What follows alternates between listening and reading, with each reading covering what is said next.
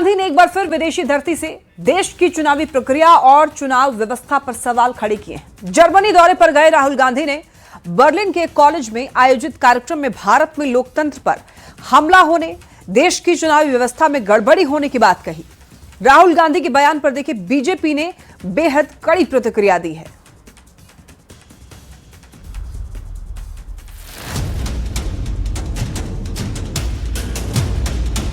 इस बार तो सोरोस के कई सारे लोगों को मिलने के बाद लगातार ये बात उन्होंने की, तो ये रिश्ता क्या कहलाता है? लोकसभा में नेता प्रतिपक्ष राहुल गांधी ने एक बार फिर विदेशी धरती से देश की चुनावी प्रक्रिया और चुनावी व्यवस्था पर सवाल खड़े किए। जर्मनी दौरे पर गए राहुल गांधी ने बर्लिन के एक कॉलेज में आयोजित कार्यक्रम में कहा कि भारत में लोकतंत्र पर हमला हो रहा है, देश की चुनाव व्यवस्था में गड़बड़ी है और आरोप लगाया कि बीजेपी ने भारत की संस्थागत व्यवस्था पर कब्जा कर लिया है। ईडी, सीबीआई जैसी एजेंसियों को राजनीतिक हथियार बना दिया गया है। There is a wholesale capture of our institutional framework. When you look at our intelligence agencies, you look at the CBI, you look at the ED, they've been weaponized. Look at the number of cases that the ED and the CBI have against BJP people. You'll find the answer zero, right? And look at the number of cases they have against people who oppose them, and you'll find that pretty much most of them are political cases. Rahul Gandhi ने EVM पर भी सवाल उठाए और कहा कि हरियाणा में कांग्रेस जीती थी, लेकिन चुनावी व्यवस्था में समस्या की वजह से कांग्रेस को हरा दिया गया। राहुल गांधी ने दावा किया कि बीजेपी अपनी राजनीतिक ताकत बढ़ाने के लिए संस्थाओं का इस्तेमाल कर रही है और इसके खिलाफ विपक्ष एक संगठित प्रतिरोध तंत्र खड़ा करेगा। Full scale assault taking place on the institutional framework of our country. We asked direct questions to the Election Commission. I mean, I don't know if you've seen that press conference. Brazilian woman is voting in Haryana. I mean, is on the voting list 22 times in Haryana. One woman is voting 200 times in one polling booth. And when we're asking these questions to the Election Commission, we're not getting a response. So that's one aspect of it, that we fundamentally believe that there is a problem with the electoral machinery in India. ये कोई पहला मौका नहीं जब राहुल गांधी ने विदेश की धरती से अपने ही देश के खिलाफ आपत्तिजनक बातें कही। बार-बार ऐसे बयानों को लेकर ही बीजेपी की ओर से राहुल गांधी को लीडर ऑफ अपोजिशन की जगह लीडर ऑफ प्रोपेगेंडा की उपाधि दी गई। न्यूज़ 18 के लिए पटना से शैलेंद्र कुमार के साथ ब्यूरो रिपोर्ट। देखिए, राहुल गांधी ने जर्मनी से बीजेपी को घेरा, भारत में लोकतंत्र पर हमला हो रहा है, ऐसा राहुल गांधी ने कहा। और राहुल गांधी का बयान इसलिए विवादों में है क्योंकि उन्होंने ये बात भारत के बाहर जर्मनी में जाकर कही है और सीधे तौर पर भारत की चुनावी प्रक्रिया और संस्थाओं पर सवाल उठाए हैं। राहुल गांधी ने कहा कि भारत में लोकतंत्र पर हमला हो रहा है। हरियाणा में कांग्रेस जीती थी, लेकिन चुनावी व्यवस्था ने उन्हें हरा दिया। और इतना ही नहीं, उन्होंने कहा कि महाराष्ट्र में चुनाव निष्पक्ष नहीं हुए। उन्होंने यह भी आरोप लगाया कि देश की संस्थाएं स्वतंत्र होकर काम नहीं कर रही है और बीजेपी का उन पर कब्जा है। राहुल गांधी का कहना है कि उनकी लड़ाई सिर्फ बीजेपी से नहीं है, बल्कि संस्थाओं के कथित दुरुपयोग से है और यही बात बीजेपी को सबसे ज्यादा खटक रही है। बीजेपी का वैसे में आरोप है कि राहुल गांधी विदेश जाकर के भारत की छवि खराब कर रहे हैं, देश की लोकतांत्रिक व्यवस्था को बदनाम कर रहे हैं और हार का ठीकरा संस्थाओं पर फोड़ रहे हैं। इसी वजह से राहुल का ये जो बयान है काफी ज्यादा विवादों में है। अब देखिए, कांग्रेस में लीडरशिप को लेकर के सवाल उठ रहे हैं और वो ऐसा इसलिए उठ रहे हैं क्योंकि पार्टी के भीतर से ही अब खुलकर आवाजें उठने लगी हैं। वरिष्ठ नेता हुसैन दलवाई ने कांग्रेस संगठन को कमजोर बताया और ये कहा कि जमीनी स्तर पर पार्टी की पकड़ ढीली पड़ रही है। इसी बीच रॉबर्ट वाड्रा का बयान आया कि हर तरफ से मांग उठ रही है कि प्रियंका गांधी को आगे आना चाहिए, यानी पार्टी को नया चेहरा और नई ऊर्जा चाहिए। वहीं कांग्रेस सांसद इमरान मसूद ने तो एक कदम आगे बढ़ते हुए प्रियंका गांधी को प्रधानमंत्री पद का चेहरा बनाने की बात कह दी और इन बयानों से साफ है कि कांग्रेस के नेतृत्व को लेकर असमंजस की स्थिति है। अब देखिए, राहुल के जर्मनी दौरे का सोरोस कनेक्शन क्या है वो भी समझिए। बीजेपी का दावा है कि हर्टी स्कूल के प्रोफेसर हैं कर्नलिया बोल जो है सेंट्रल यूरोपियन यूनिवर्सिटी की ट्रस्टी हैं और सोरोस को इससे सीयूयू से फंड मिलता है। सोरोस की ओपन सोसाइटी फाउंडेशन से फंडिंग होती है। भारत के खिलाफ दुनिया भर में दुष्प्रचार करता है सोरोस, और यही कनेक्शन जो है साफ तौर पर राहुल गांधी के बयानों से दिखाई दे रहा है। चलिए बढ़ते हैं खबरों में आगे। बिहार की राजधानी पटना देखिए मंगलवार को भाजपामय हो गई। बीजेपी के राष्ट्रीय कार्यकारी अध्यक्ष नितिन नवीन 2 दिन के दौरे पर पटना पहुंचे। कार्यकारी अध्यक्ष का जिम्मा मिलने के बाद पटना में उनका यह पहला दौरा है, लिहाजा स्वागत भी देखने लायक था। उनके स्वागत और रोड शो की तमाम दिलचस्प तस्वीरें इस रिपोर्ट में देखिए। बुलडोजर से फूलों की बारिश, रैली की शान बढ़ाते हाथी, घोड़े और ऊंट की फौज, बीजेपी के झंडों से पटी सड़क। नजारा है बिहार की राजधानी पटना का और मौका था बीजेपी के राष्ट्रीय कार्यकारी अध्यक्ष नितिन नवीन के स्वागत का।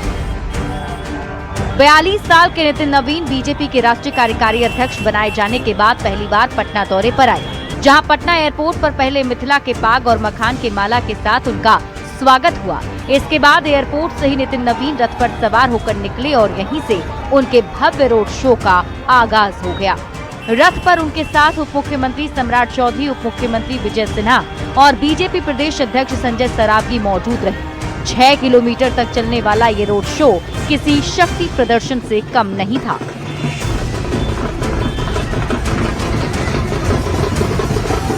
रोड शो जब सड़क पर निकली तो इसकी भव्यता देखते ही बन रही थी। बीजेपी कार्यकर्ताओं का जोश हाई था। हाथों में झंडा लिए जय श्री राम और बीजेपी जिंदाबाद के नारों से पूरा शहर गूंज उठा।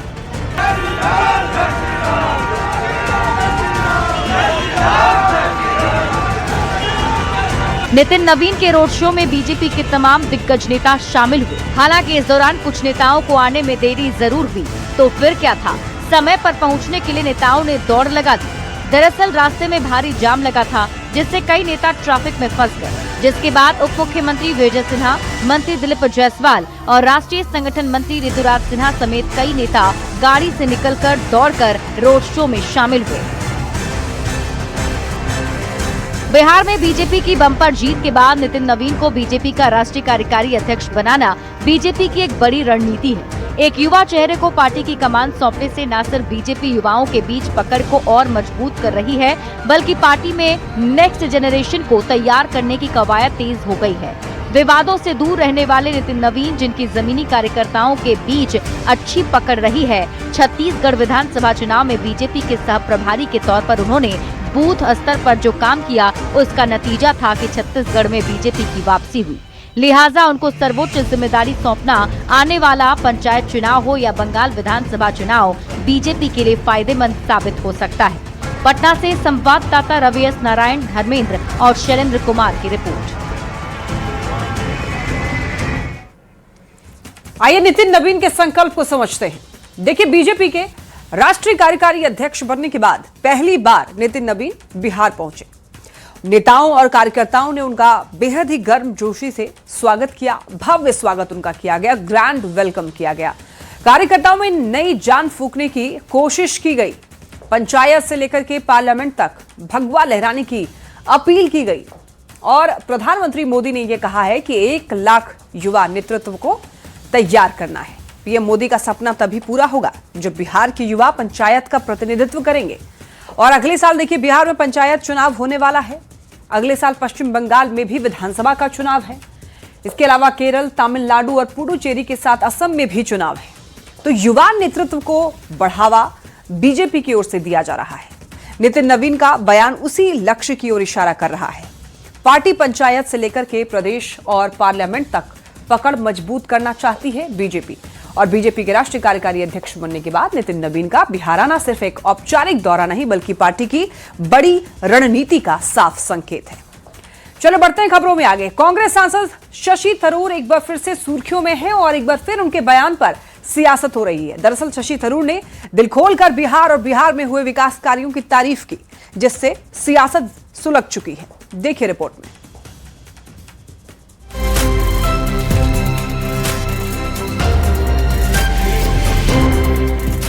बिहार की सड़कें कितनी अच्छी हो गई हैं, हालात बेहतर हो गए हैं, लोगों को बिहार घूमने जरूर आना चाहिए। अगर इन शब्दों पर गौर करें तो लगेगा जैसे कोई एनडीए नेता अपनी सरकार में किए गए कामों की तारीफ कर रहा हो, लेकिन ये शब्द किसी एनडीए नेता के नहीं बल्कि कांग्रेस के सांसद शशि थरूर के हैं। वही शशि थरूर जिनके रूसी राष्ट्रपति व्लादिमीर पुतिन के स्वागत में राष्ट्रपति भवन में आयोजित रात्रि भोज करने पर पूरे देश में सियासत गर्मा गई थी। सियासत एक बार फिर गर्मा रही है, लेकिन इस बार बिहार में, क्योंकि शशि थरूर बिहार के विकास के कायल हो गए। बिहार सरकार के किए गए कामों की तारीफ करते नहीं थक रहे। उन्होंने एक बार नहीं बल्कि 2 बार बिहार की सड़कें और पर्यटन स्थलों की न सिर्फ तारीफ की बल्कि लोगों को इन जगहों पर घूमने की सलाह भी दी। बापू टावर देखने के लिए और आज सुबह बिहार म्यूजियम, तो मैं ये संग्रहालय संस्कृति इस किस्म के विषय के लिए बिहार आया था, राजनीति करने के लिए नहीं। मैं सिर्फ ये कहूँगा कि मुझे बहुत अच्छा लगा जो कुछ मैंने देखा, और मैं सारे भारतवासियों को कहता हूँ कि पाटलिपुत्र आइए, बिहार म्यूजियम देख लीजिए, बापू टावर देख लीजिए, देखने लायक है। बदलाव तो बहुत देखते हैं, लेकिन मैं तो पहले इतना साल पहले नहीं आया था। मैं सुना हूँ कि हाल अच्छा नहीं था। आजकल तो रास्ते अच्छा लग रहा है, रात के वक्त लोग बाहर है, इलेक्ट्रिसिटी चल रही है, पानी चल रही है, सब कुछ मेरे ख्याल में अच्छा लग रहा है। नालंदा साहित्य महोत्सव में भाग लेने के लिए बिहार आए शशि थरूर बिहार में हुए बदलाव को लेकर कसीदे पढ़ रहे हैं। हालांकि उन्होंने ये जरूर कहा कि उनके बयान को राजनीतिक चश्मे से न देखा जाए। हालांकि ऐसा नहीं है कि पहली बार शशि थरूर ने बीजेपी के कामों की तारीफ की। कई मौकों पर उन्होंने प्रधानमंत्री मोदी के कामकाज की तारीफ की, जिस पर न सिर्फ सियासत हुई बल्कि कांग्रेस ने भी उन पर सवाल उठाए, जो लाजिमी भी है। पटना से संवाददाता धर्मेंद्र और आनंद अमृतराज की रिपोर्ट।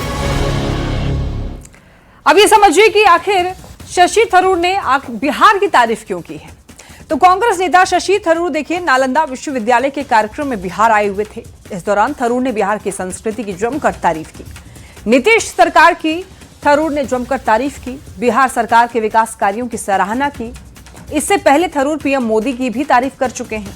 बिहार में कोई राजनीतिक एजेंडा पूरा करने नहीं आया, उन्होंने कहा। थरूर ने लोगों को बिहार म्यूजियम और बापू टावर देखने की सलाह दी।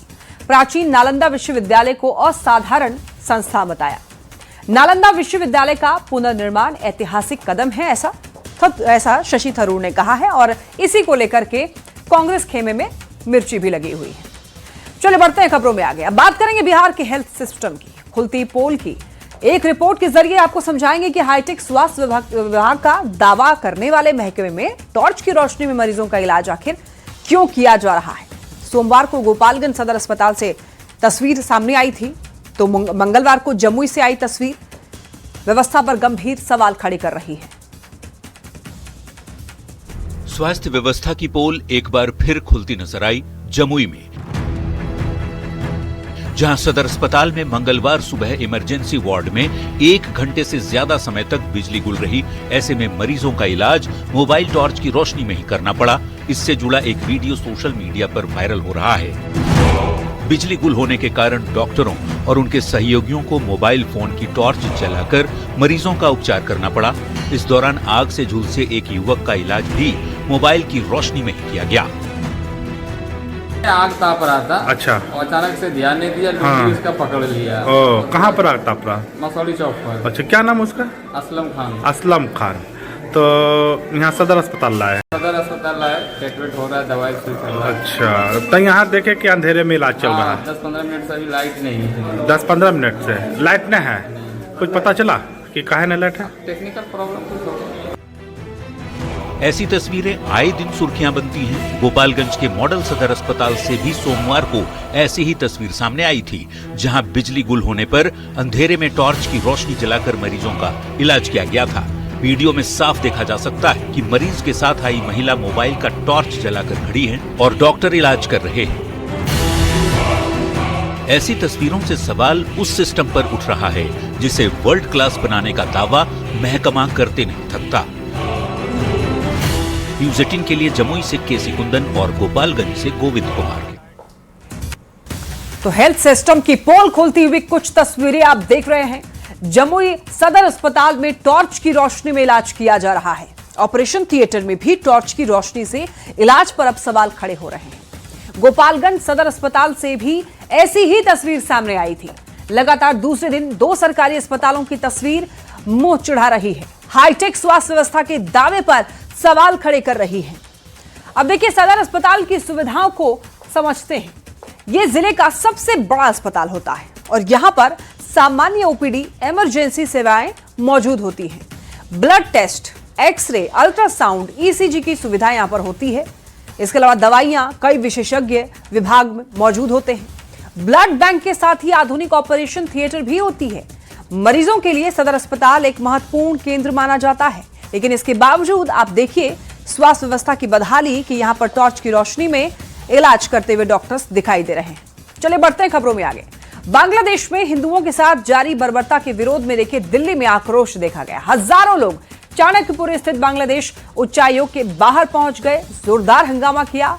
विश्व हिंदू परिषद और दूसरे हिंदू संगठन के लोगों ने बांग्लादेश हाई कमीशन के सामने बांग्लादेश की यूनुस सरकार के खिलाफ जमकर नारेबाजी की और यहां पर जिस तरीके से निर्दोष हिंदू युवक दीपू चंद्रदास की हत्या की गई, उनके दोषियों को कड़ी से कड़ी सजा दिलाने की मांग की।